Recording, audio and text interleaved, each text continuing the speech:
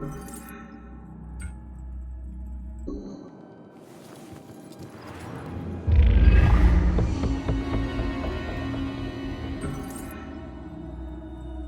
it was somewhere around noon on a Sunday when I got a call from the pastor. He was looking for someone to fix up the old church. It had been sitting up on that hill, abandoned for over 40 years. After getting hit by lightning back in '98, it suffered a bunch of fire damage. So, of course, I agreed to help. I knew something was wrong the second I stepped inside. As an inexplicable chill came over me. Anyway, I shook it off and I set to work. As I started tearing up the damaged floorboards, they were all bad. Well, I uncovered an old rat's nest. It seemed like any of the others I'd seen over my 22 years in the construction business, until I saw the scraps of human hair and bones that the rats had used to make it. Well, suddenly I heard the floorboards on the second floor creaking above me, and the sounds of a young girl weeping. Well, I was worried that the damaged section of the ceiling was going to give way under her weight, so I yelled, "Hey, stop, come down immediately." Well, my voice must have startled her because she went completely silent. So I got up and I went to look for her.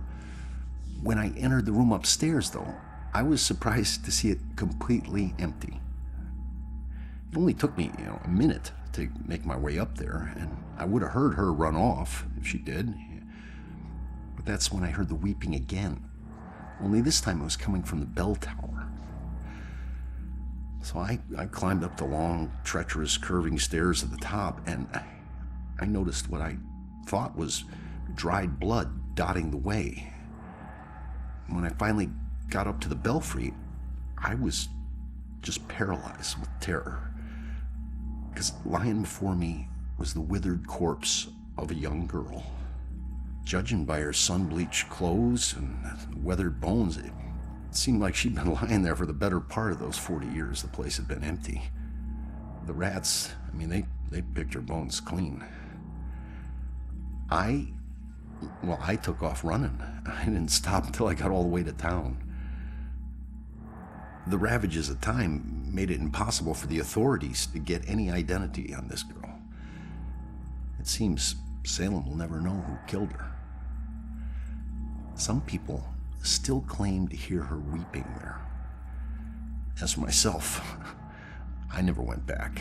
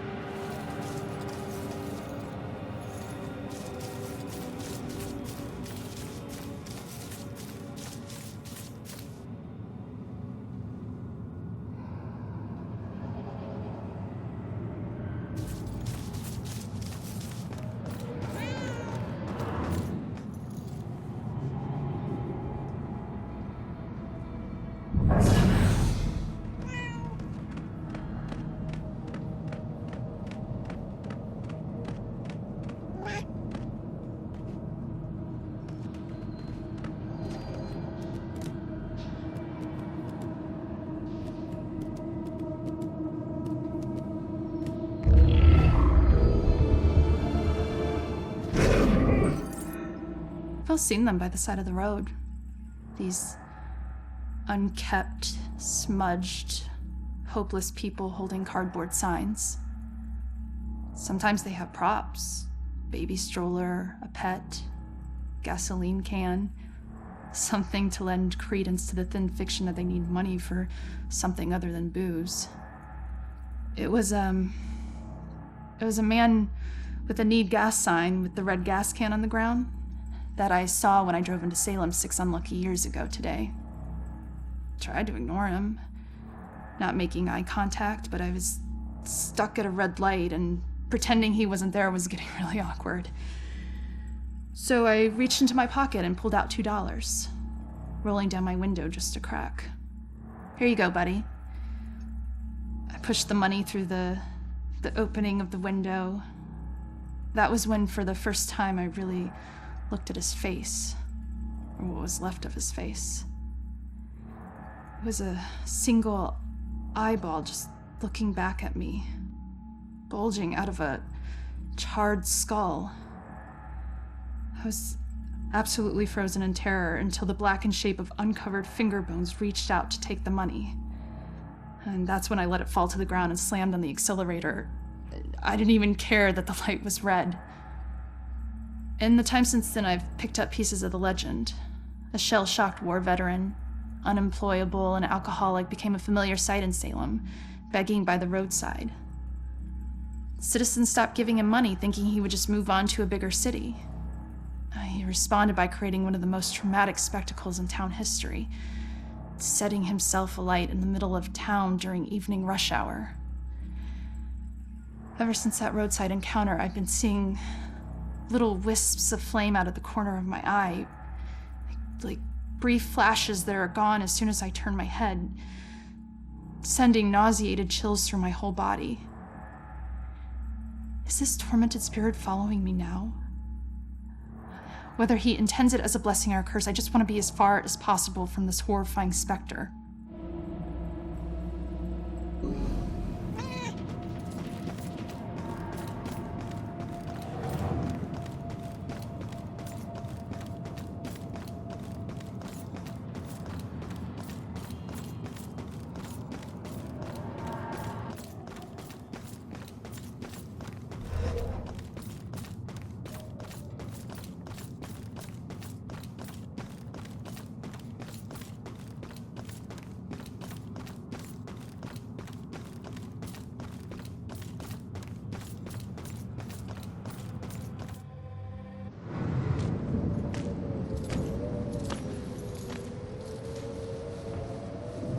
Mental hospitals. One place torture is considered for your own good. If their experiments ever succeed in restoring a person's sanity, they better hope it was at the expense of the person's memory.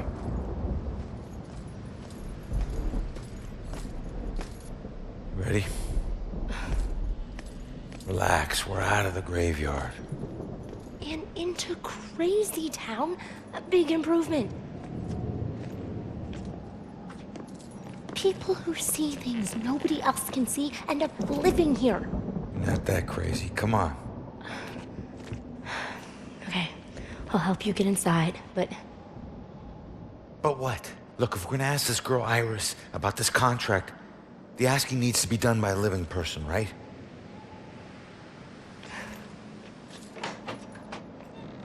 Just remember who opens the door for you, tough guy. Yeah.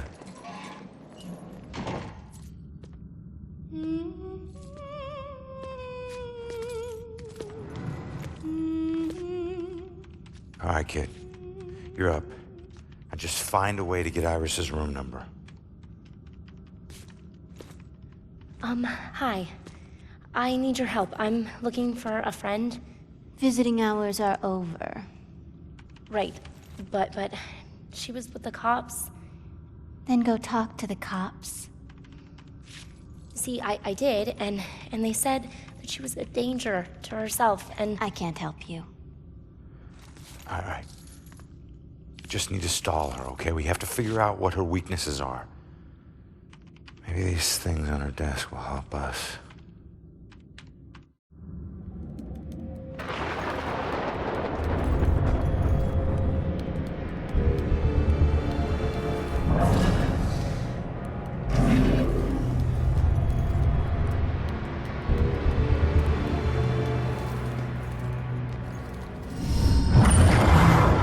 He's most likely a man of imposing size and stature. Someone who's accustomed to violence. Heinous acts in his past define him to the point where he no longer knows who he truly is.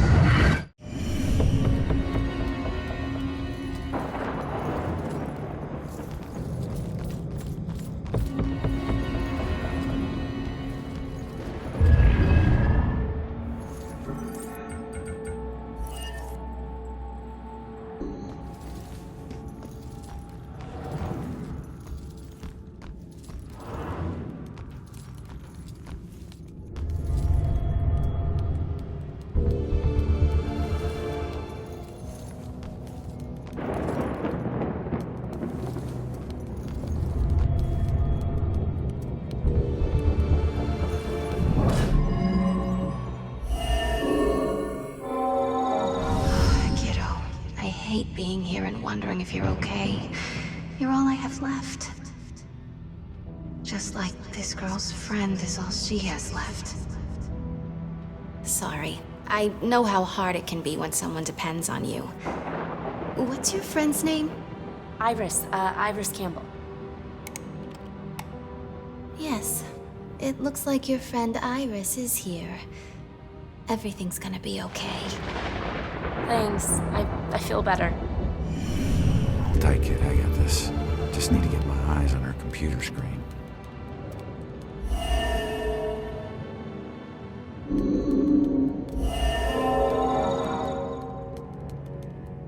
She's in room 216. We gotta find her quick, Joy. She's scheduled for electroshock. All right, kid. Coast is clear.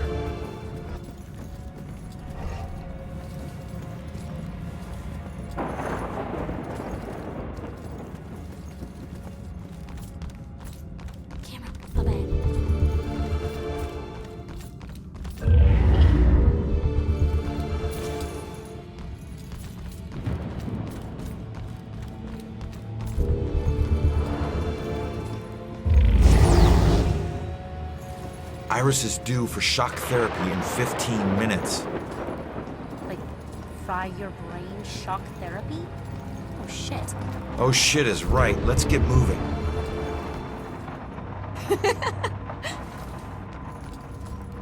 Another warning.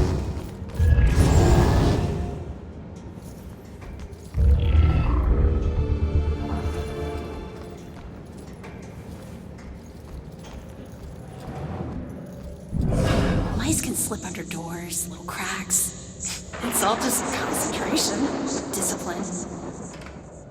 I have time to practice.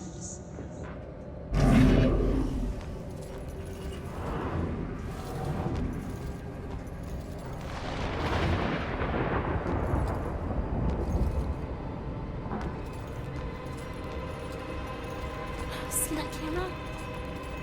I'm not as invisible as you held me out. Is this TV going on the fritz again?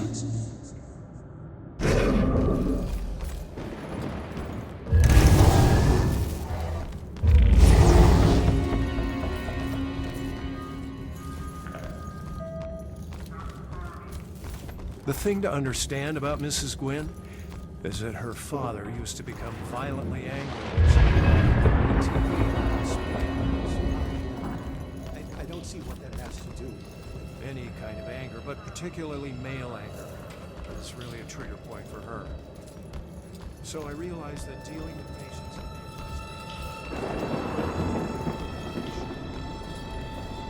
Go away. Go away. Look around you.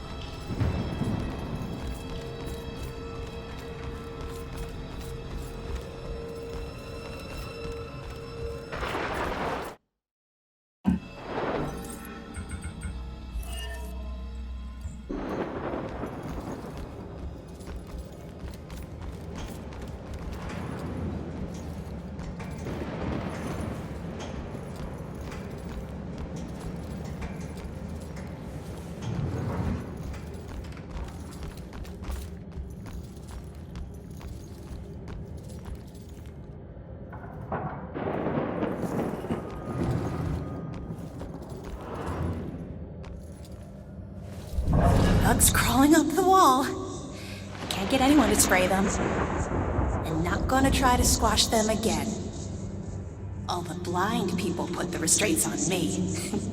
Can't believe they put them on me. Just because they can't see the bugs?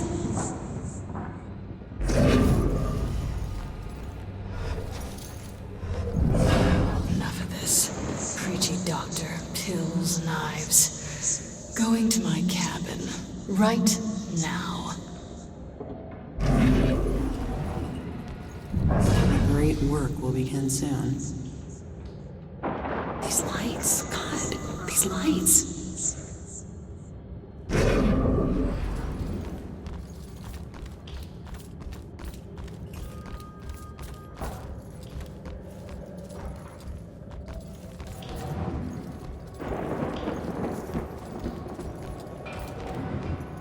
You're up again, kid. I need to possess you to get past this crap. Nope. I hate that. Or you can just go on. Totally alone in here. Fine. You know what these hands are? Lost souls, I guess? Just seems like the opposite of moving on. Or at least the opposite of moving on you're trying to do.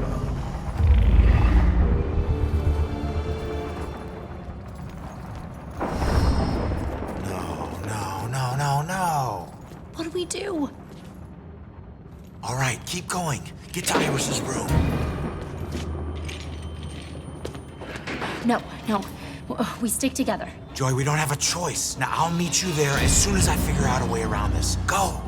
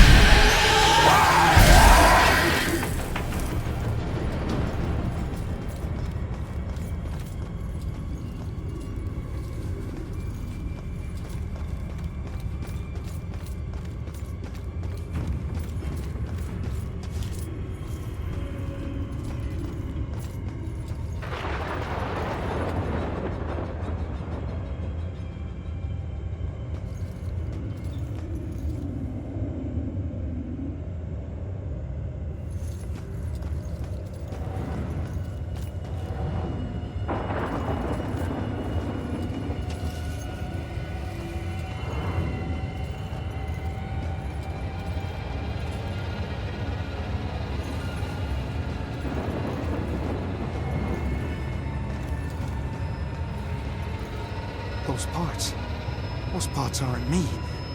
Where am I? Do you work here? Show some mercy. I wish I could help. I'm sorry.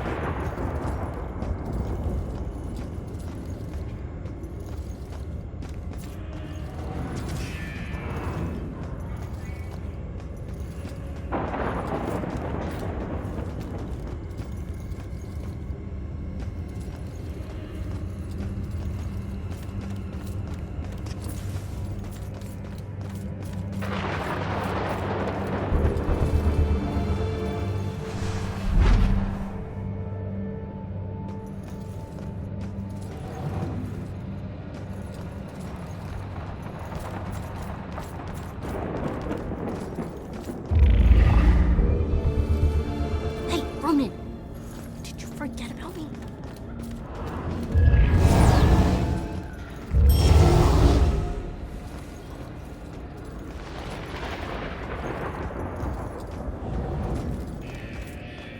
Found her. I better find Joy and get her here.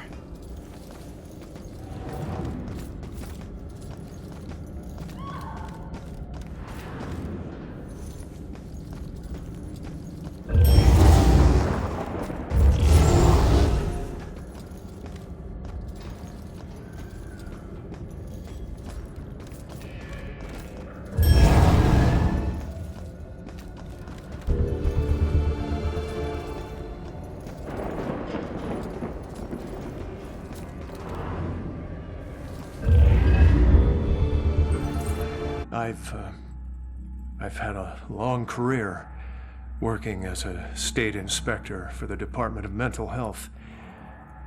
During that time, I've been to a lot of institutions, and I have seen a lot of horrible things.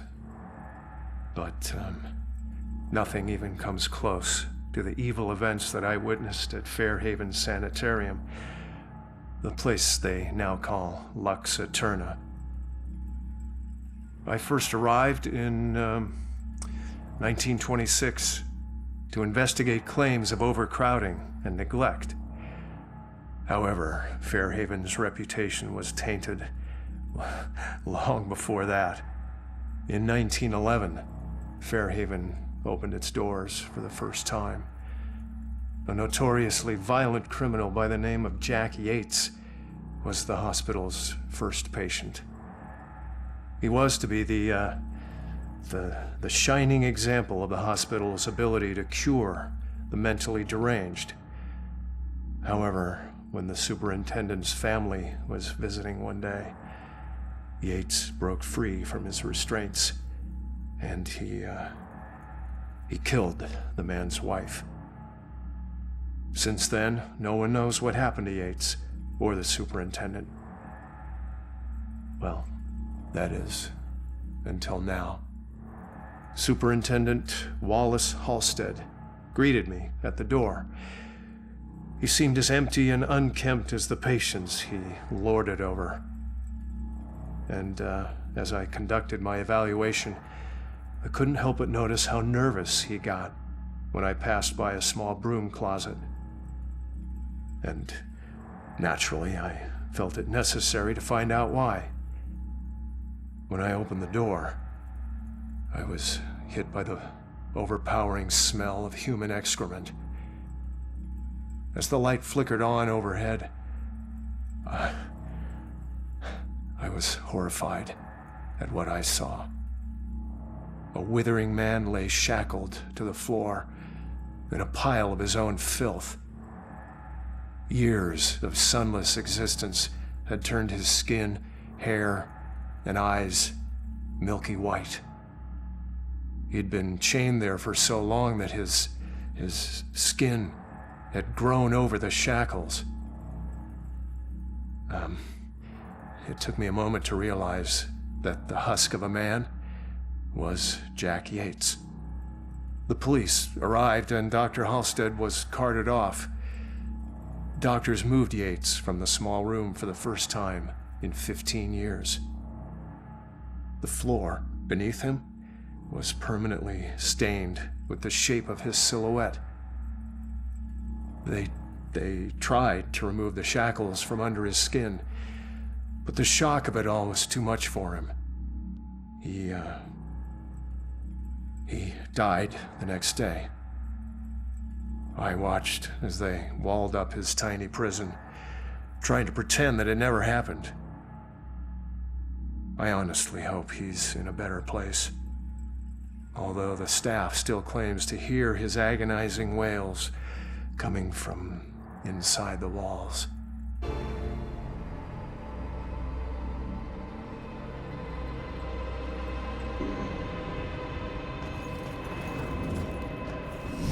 Be safe. You're gonna be so safe. Everything is gonna be fine. Don't you worry. Everything will be okay. I'm not gonna let anyone touch you. I'm only over worried about shock treatment, but she's already a lost cause.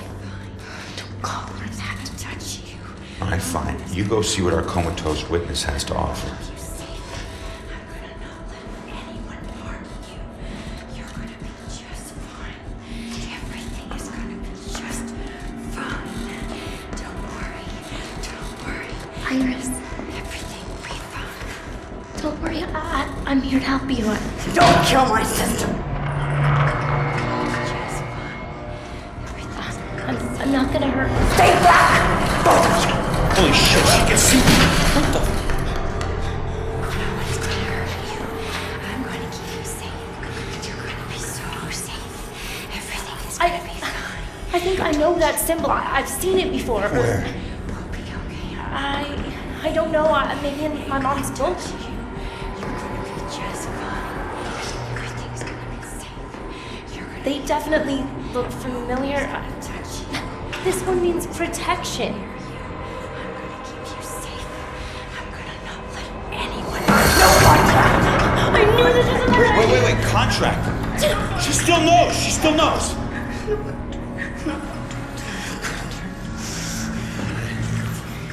Sorry, kid. Maybe we didn't need you after all.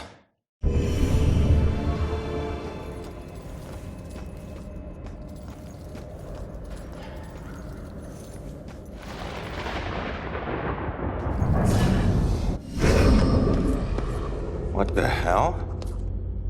She booted me out somehow. Alright. Let's see if anything here can tell me what the hell is going on with this girl.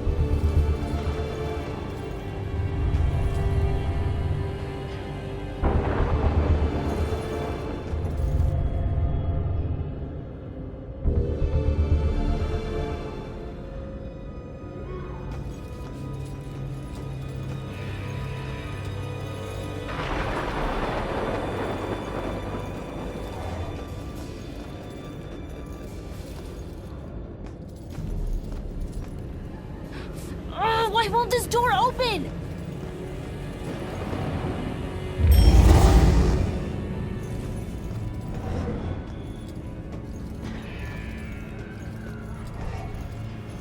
What are these things for? Like art therapy or something? No. Blue eyes. Cold as death. Who had blue eyes? And death? What does that mean? Blue eyes. Wolf eyes. Blue stare.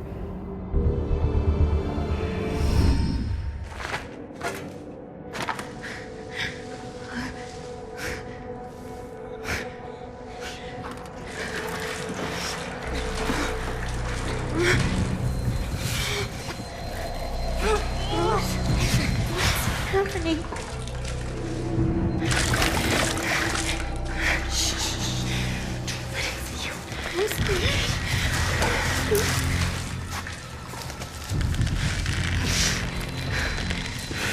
Okay, go. No, just run. Just run. Just run. Go. Leave her alone.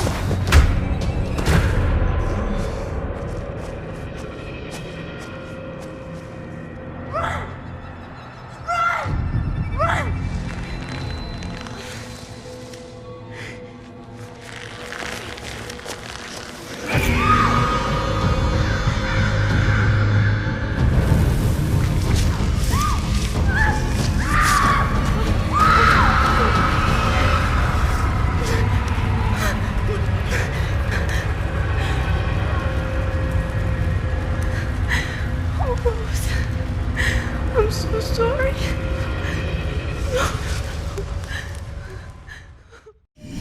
Rose saved Iris's life, but paid it with her own. Bell killers going after young girls. Well, what was it? What'd you see? Poor kid. Her sister freed her when they were about to be scorched, but she couldn't return the favor. Leave us alone!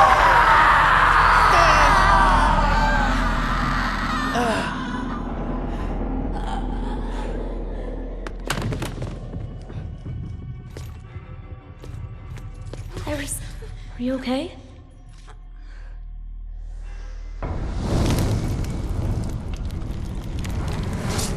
Brendan, It's Rose. she has flames. She was possessed. I told you to stay back!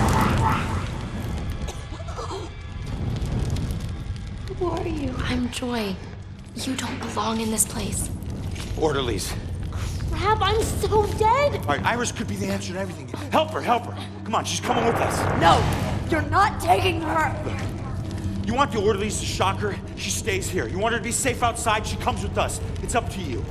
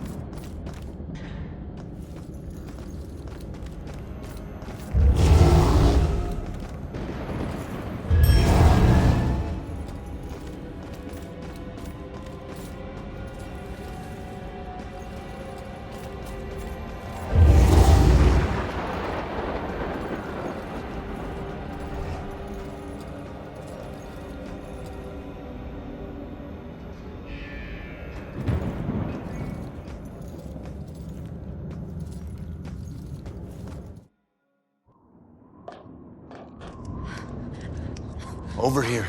In those shadows there. Coast is clear. Why do my worst nightmares keep getting way worse? Okay, let's figure this out. Thought I would never see this again. All right. So what do you know about this contract? Nothing. Come on. It doesn't make sense. So he just asked you if you knew about a contract? He didn't ask. He wanted us to admit to it. Admit to having a contract with demons. Demon? We did nothing to him. He had no reason to go after us the way he did. The way he did. He drowns one girl and burns another. And where have I seen that stake before?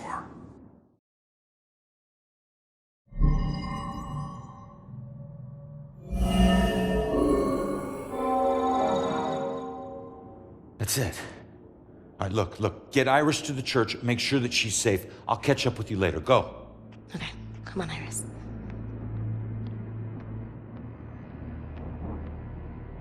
All right. Now what the hell does a museum gala have to do with Rose's murder?